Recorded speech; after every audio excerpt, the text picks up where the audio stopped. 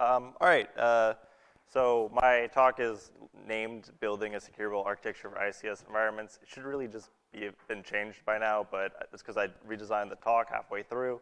But let's jump into it. So a little bit about me. I'm a PhD dropout in chemical engineering. I was on the Team USA 2012 Modern Pentathlon, and I have a dog named QWERTY.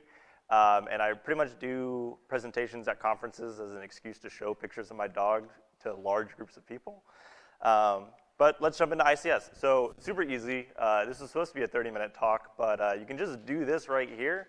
It solves all your problems. So you just take your workstations and you hook them up to the cloud. You take your servers, you put them in the cloud, and then you get IoT connected PLCs and web devices, and then you just do everything in the cloud, and it works perfectly fine. And there's no problems. There's never, ever been an issue with this. But this is not a firewall. And firewalls are not Airgaps. Suffice to say, there are people who believe that putting a firewall is the same thing as an air gap. It is not. And I don't know how people got this belief, but it's something that I fight with constantly in the field. So we're going to talk a little bit about the Purdue Model. I'm sure not everyone is an ICS engineer or spends all their time in a control environment. But the Purdue Model, or Purdue Framework, is pretty much the working thought process on how to configure ICS environments. And that's wonderful because it's one of the most complicated things ever. So this is the original Purdue Model. And this isn't very descriptive at all. So you have the level 4, which is your business environment. So that's going to be your IT infrastructure, what people you regularly use, their internet-connected computers. You have your level 3, which is going to be your manufacturing plant. So a lot of your engineering and operation workstations, your control room, and basically everything revolving around a manufacturing facility. And then the Purdue Model puts level 2, 0, and 2, 1, and 0 all on the same level, which makes no sense because they're not very descriptive at all. And you would think that these 3 things are level 2 through 0, but they're not. They're just 3 different types of control mechanisms. So that's the original NIST framework. This is from ISA. They have a level 5 in their Purdue Model, so that's great. So now we're changing it. Their level 5 is part of their enterprise zone, and they included DMZ as well. So we're getting a little bit more complicated, but they do have a little bit more features. So they talk about the level 0, which is going to be your actuators, your sensors. For any of you that don't know, actually, this is one of my favorite facts, but the way that a thermocouple takes the temperature reading is that it converts a temperature reading into a milliamp volt. So they'll have 5 milliamps to 20 milliamps, and then the temperature range of the thermocouple will be converted into amperage for you to read. And that's actually how you go from a physical process to data on a computer. So that goes into the level 1, which is going to be some of your basic controllers, some of your PCB cards, and low-level logic. Level 2 is going to be a little bit more PLCs, controllers, PCMs, and some operations, maybe an HMI or a workstation. Layer 3 is going to be all of your engineers working your control room. And then the DMZ is where you're supposed to put your servers, apparently, according to this model. And then layer 4 is your business network. This one has letters in it. So now we have letters on the side. So we have A through K layer. This level 5 is external facing, so the external internet.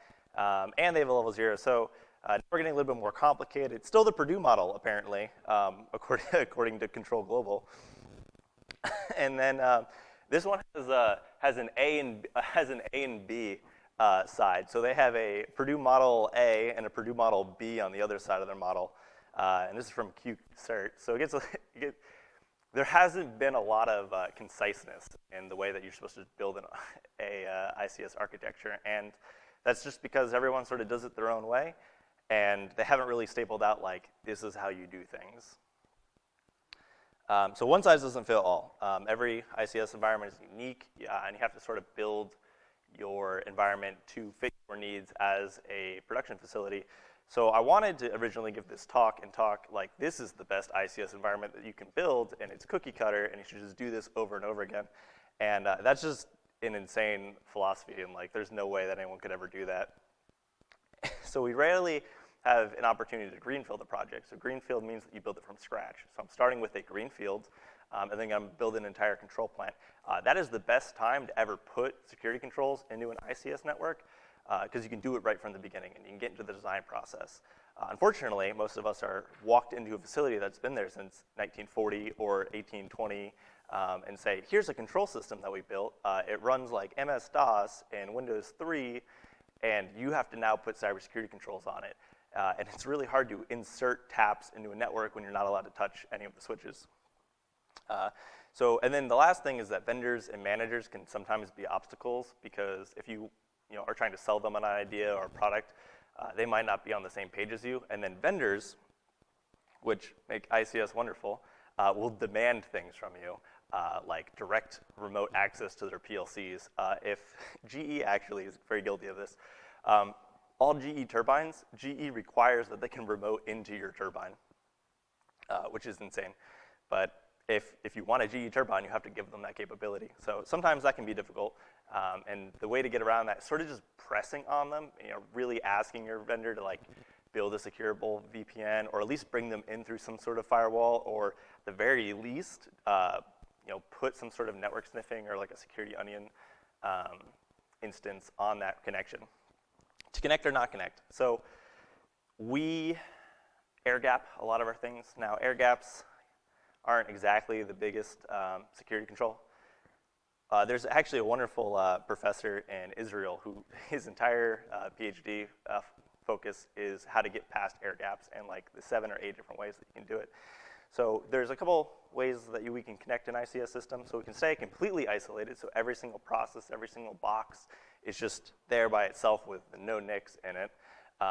But one of the issues with that is you don't get any visibility into your network, because now everything's out there and you can't even see it. So if anything rides in on a USB drive, you're not going to get any visibility to that box being compromised until it shuts down one day. Or we could connect everything, and then now it's all internet. We can give everything an external-facing IP address and then hook it up to the internet. So that's not really what you want to do either. So there's a nice little sweet point in the middle where we connect part of our things, and then we get good visibility, but we don't excessively compromise our own systems. And in order to do that, we've got to prepare a toolbox. So rather than say that this is the best way that you could build an ICS network, instead we can sort of talk about some of the things you can do while deploying an environment, or things that you can add into your network, sort of hot swap for what you currently have, and still sort of keep the same security. So tools in a toolbox that you can deploy when you need to deploy them, and then per your own environment, when you have business needs, you can sort of reach back and pull out the ideas and then construct them like Legos to build the house that you want to, rather than the house that I'm trying to tell you to build. So cybersecurity is part of running a chemical plant. The other part of running a chemical plant is the fact that it makes chemicals. So often cybersecurity gets in the way of the actual process of a chemical plant. So their number one focus every day is to produce the most amount of chemicals as efficiently as possible to sell them, because that's how they make all their money. Chemical plants don't make money running cybersecurity, so you're almost always going to fall behind operations in any sort of instance. You're always going to be second, and anytime that you want an outage to sort of get in there and start messing with computers, they'll always push you back if they have a schedule to meet. And this is one of the biggest challenges, is sort of getting in, both manager buy-in to support your team, but also working with those operators who are just trying to get the job done and trying to explain to them that having a network that works is kind of really important to getting the job done, because if all the computers shut off, then we can't run the plant anymore. So some toolbox. We have VLANs. These are useful. They don't really add a lot of security, but what they do allow is for you to baseline your environment. VLANs are pretty easy to hop around and bypass, but if you segment your network or specific processes into each VLAN, it gives you a really good baseline for what traffic looks in each sort of network. Segmentation. VLANs are an example of segmentation, but another example is just subnetting or silos. So the best way that I found in a process control environment is that certain computers will all be related to a single process. So if your plant runs 3 or 4 processes, you can break your IT infrastructure into 4 subnets, 4 VLANs, or 4 areas of control that then all have a very predictable network traffic, who they talk to, what their MAC tables are. Firewalls are wonderful, especially when you silo and start segmenting your network. Putting firewalls on top of those networks to allow them not to talk to each other is wonderful, because you don't want sort of east-west communication between processes. You only want north-south back to the business network. Data diodes are a wonderful tool. I really fell in love with these a while ago. Basically, they're network switches that only allow one-way communication. So they only allow pushes. So you'll send to an agent on one side of the diode.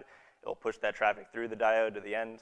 And it physically doesn't allow a connection back. My favorite diode is one that actually takes the networking traffic, converts it into a laser, shoots it through a box to a transceiver. And that's physically impossible to go backwards. Whitelisting communications, this is a really good one. So in an ICS network, you have the ability to do stuff that you can't do in an IT network. IT networks are a lot of BYOD, so you can bring your own device. You have a lot of changing users and sort of how they interface with the internet. You have users just going to eBay and Facebook and Amazon all the time, so that's also an issue.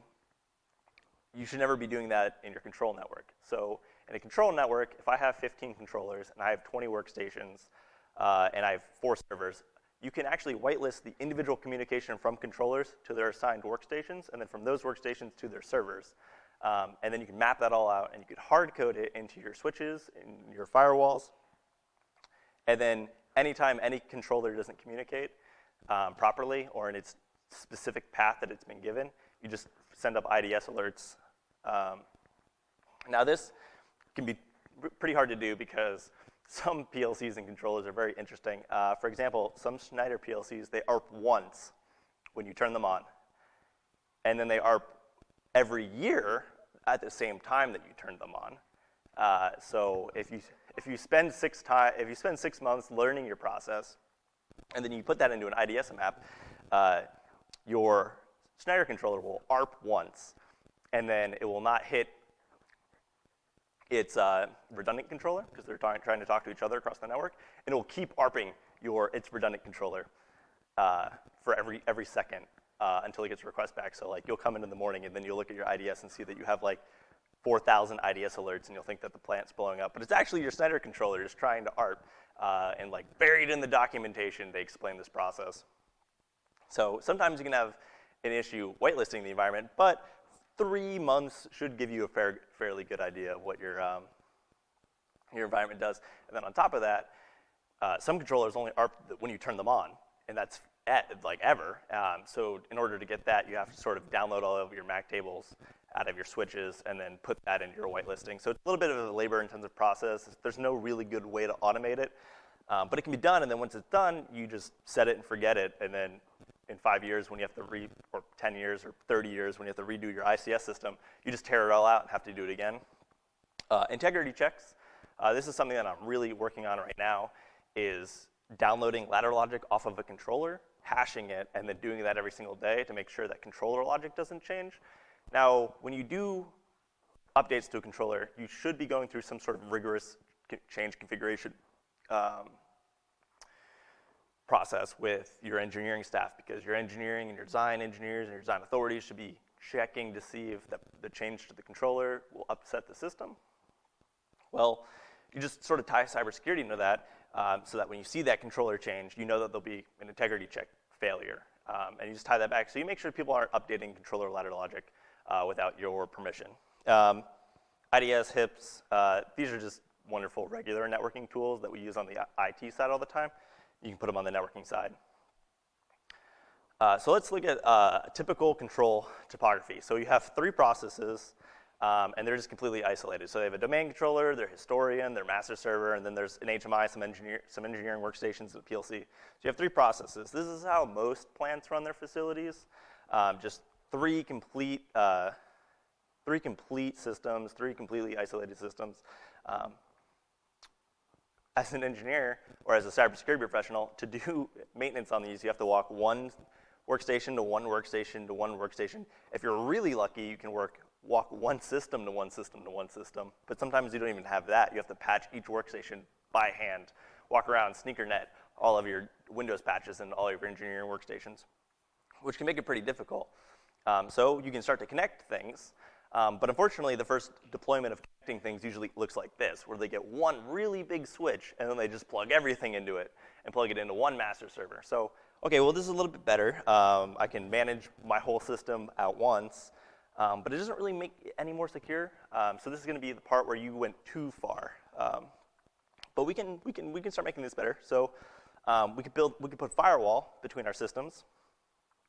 So now all of our level 2 areas are still connected to each other. They can still talk directly from one process into the other process.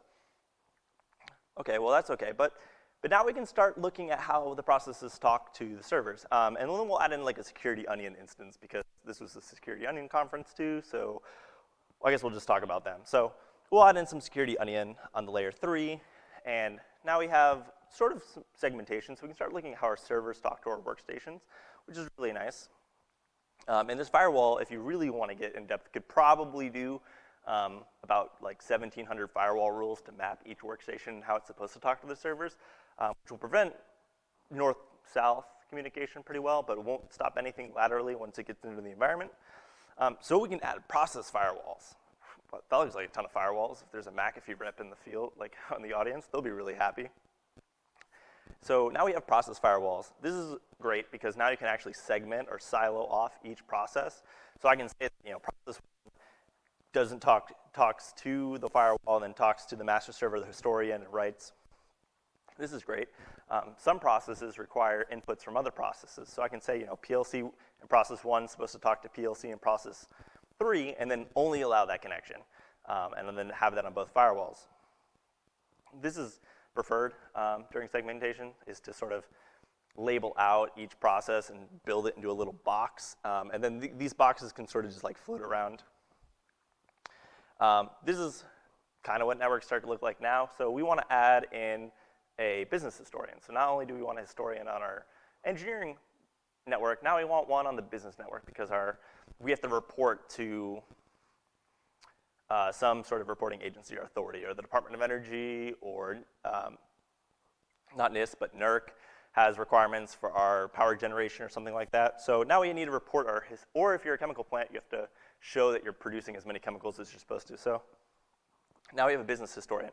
Well, now we're going to put a firewall between layer 4 and layer 3 so that we are not just sort of directly connected to the business network. Now, there could have been a different slide that didn't have a firewall here, but for the love of God, I hope that's never the instance, that you are directly connected from your control network directly into your enterprise network, which is the #1 way that every ICS system gets compromised, is that there's a direct connection from their control network into their enterprise network, and then their enterprise network is compromised by a phishing email. So it just sort of toggles over to the control network and then starts changing things on a controller, which is actually how the Ukraine attack happened with Russia. They just VNC'd in, and then they didn't change anything on the control level. They just opened up the GUI on the workstation, just started clicking buttons on their HMI. So that's how attacks happen, and you have to segment your business network. So this is probably, if you only had one thing that you could ever do, it'd probably be to invest in a layer 4, layer 3 firewall if you had to have one. So if you have no need or no business need for your business network to remote back into your control network, but you still need to send historian data there, you can replace it with a data diode. This is great. Now your historian on your control network can talk to your business network historian, and they can't come back in, so you're effectively air-gapping yourself. People will say that this isn't an air-gap system because there's a network connection, which is true. You are sending data one way. But now that you have sort of a guarantee that no one's coming back in over a network connection. So this is adding in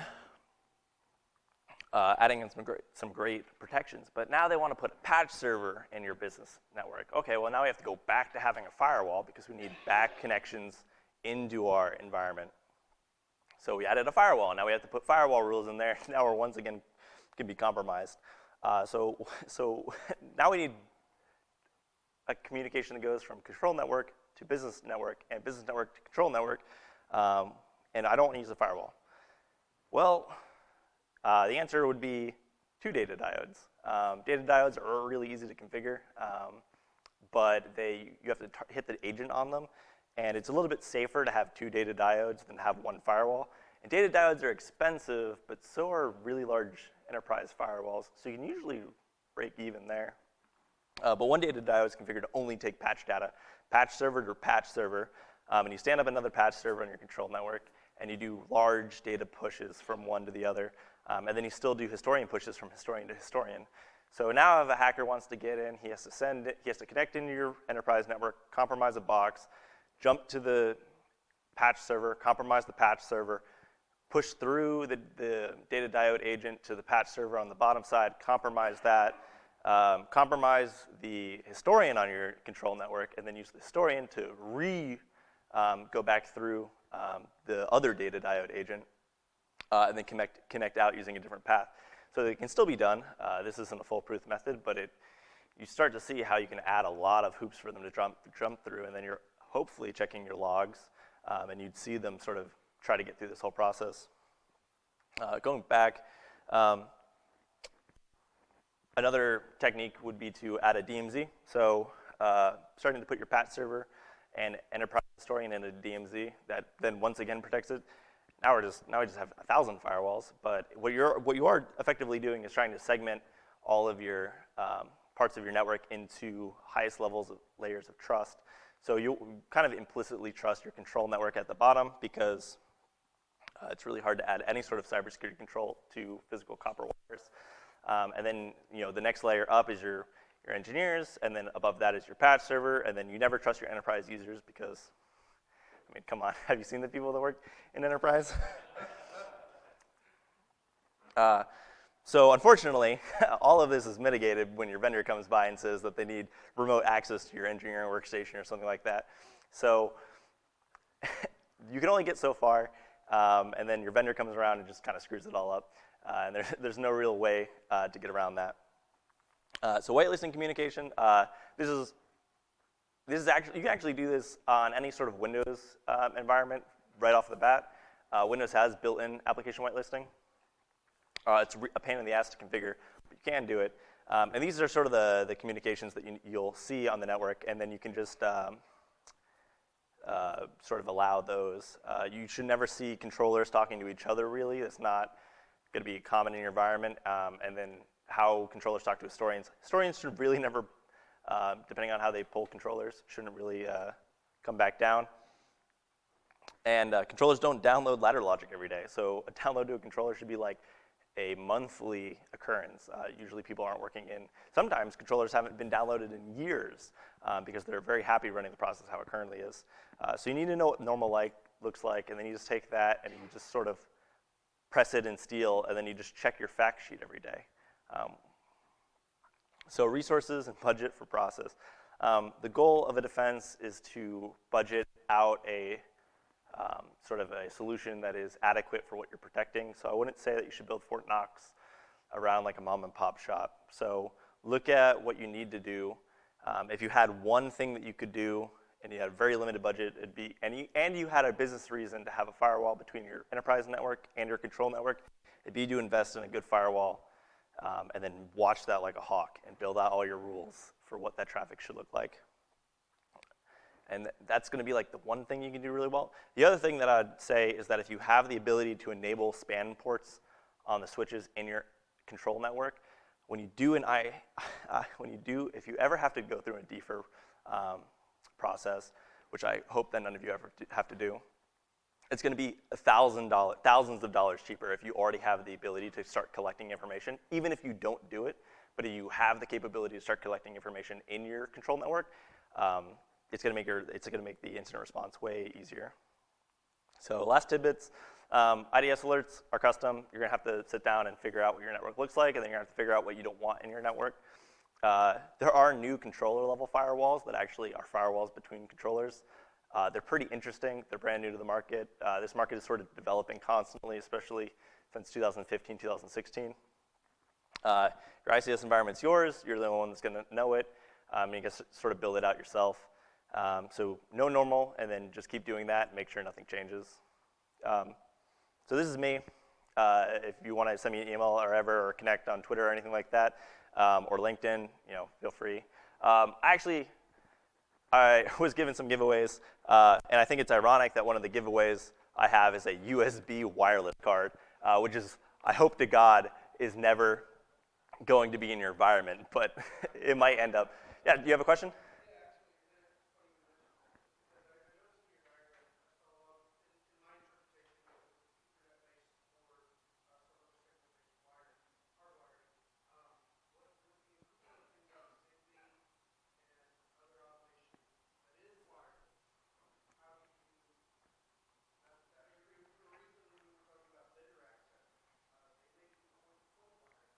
Yeah, so wireless is, well, my personal, what I'm going to say about wireless is that if you have wireless, it's not secure. So Zigbee is a great example because Zigbee sells itself as wireless encryption, right? So do you know how long a Zigbee device lasts, how long the battery of the Zigbee device lasts? Okay, so Zigbee says that it's 10 years. And they say that they do encryption. So if you turn on encryption in a Zigbee device, do you know how long it lasts then? 6 months. 6 months. It goes from 10 years to 6 months. They sell the idea that it's a great wireless low power communication protocol, but if you actually add all of the encryption that they talk about, it goes from 10 years to 6 months, which kind of defeats the purpose of those devices. But wireless is a whole other point. The best that I can say about wireless is that everything that's in your wireless domain, you should consider untrusted, and then you should bring it back into a single focal point, and then manage that focal point only. Because if it's in the wireless area, or if you have a ton of RTUs out in a field or a pipeline, that's going to be all, I guess, ability to be compromised.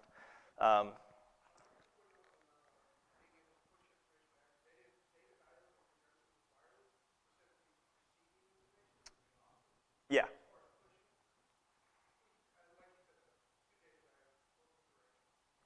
Yeah, it can be an interesting concept. Does anyone else have any questions?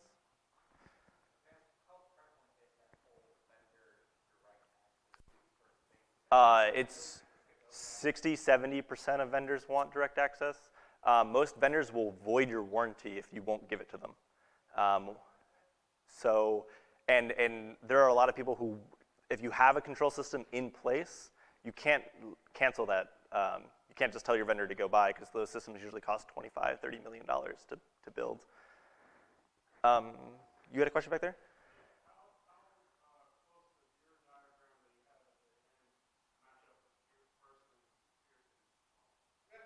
Oh wait, this one have. Well, this is going to be pretty close, right? So this is going to be your layer 4. This is going to be your DMZ slash. Well, this is going to be layer 5, depending on who you talk to. This is going to be your DMZ. This is going to be your layer 3. These things on the left are your layer 2. This is going to be your layer 1, and then I don't have any layer 0 on this diagram.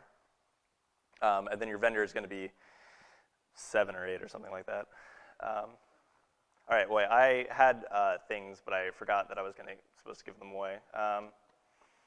Does anyone have any questions? Yes? Yes, he is. His name is QWERTY. Okay. Do you want a blue team book? And then I guess I have a wireless thing that should probably go to the guy that loves wireless in the back. Any other questions? I was going to say we have had success moving vendors up into the infrastructure and then requiring them to do like a VPN. We told them to do two-factor token. Yeah. And that way they can get in. That is the best way that I've seen it done, is to force the vendor to come in through a jump box or something like that. The other way that I've seen it done is that if you have to allow this single connection down, is to literally just pull the Ethernet cable out of the wall when they don't need it, and when they call you, you plug it back in, which is better. So that's about all I got. All right, well, thanks for coming to the talk.